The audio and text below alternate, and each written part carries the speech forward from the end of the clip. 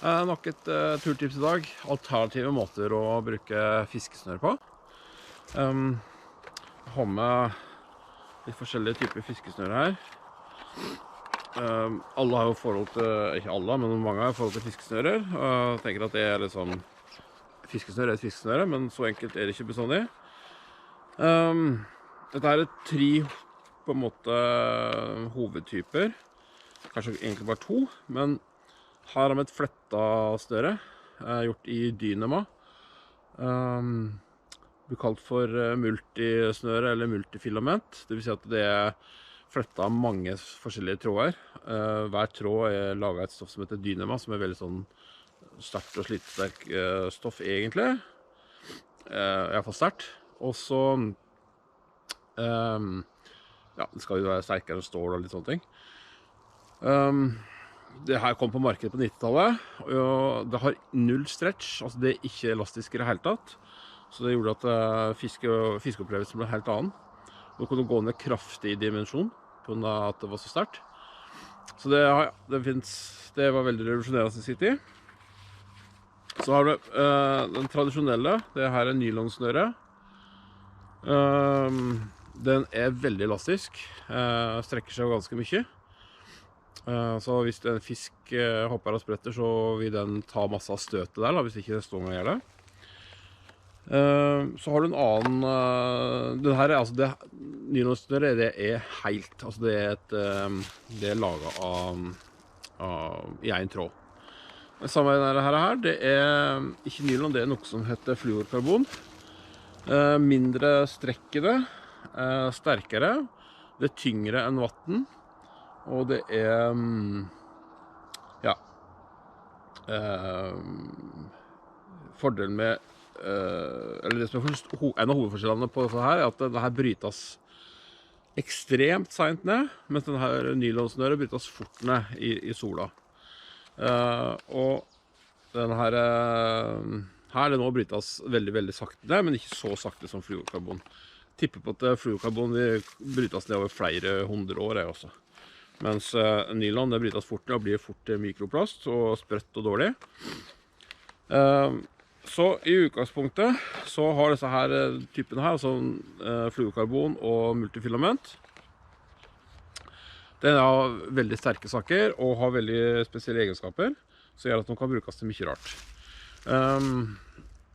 Jeg vil si det at dette her, i hvert fall multifilamentet, kan brukes som erstatning for sytråd.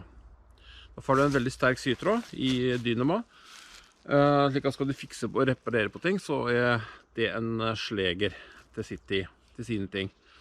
Du kan også bruke den til surringer og sånne ting. Fiskesnøre får du veldig forskjellige lengder og størrelser. Her er 150 meter, 0,12 millimeter, det er typisk fiskesnøresak. Men skal du bruke det til, og det kan også bruke til sytråd, men skal du bruke det mer sånn til å reparere, eller ja, surre ting med, så vil det ha gått opp i tjukkelsen, kanskje 0,40-0,50. Så det er liksom litt å tenke på da. De er dyre. Begge snører her er forholdsvis dyre, men likevel det er liksom ikke så gærent sammenlignet med annen type tråd heller. Men i forhold til sytråd så er det dyrt.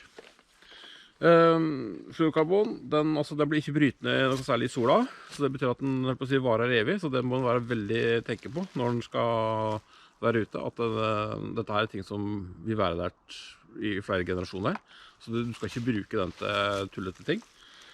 Men der du trenger noe som du vet at skal holde helst i årevis, så kan dette her være et godt alternativ.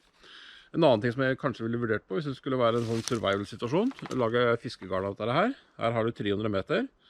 Da vil jeg tippe at du klarer å få ca. 10 meter med fiskegarn på den rullen her. Den er nemlig veldig lite synlig i vannet, og den synker, så at den skal egentlig kunne fiske veldig godt. Hvis du da øverst har en sånn tråd i, ja, bare en sånn parakord eller noe sånt å gå, så nå bare binder her på, så tror jeg det her kan være en slege for å lage fiskegarn i en survival-situasjon. Men det er veldig litt sannsynlig at vi noen havner i en sånn situasjon, men altså, det er i hvert fall et alternativ. Hvis du eventuelt har lyst til å lage en eget fiskegarn nå. Eller så det slik at surring her igjen kan være aktuelt på. Det som måtte være aktuelt til det. Det tåler også en god del mer enn fireline, så du kan også bruke det til å lage andre ting.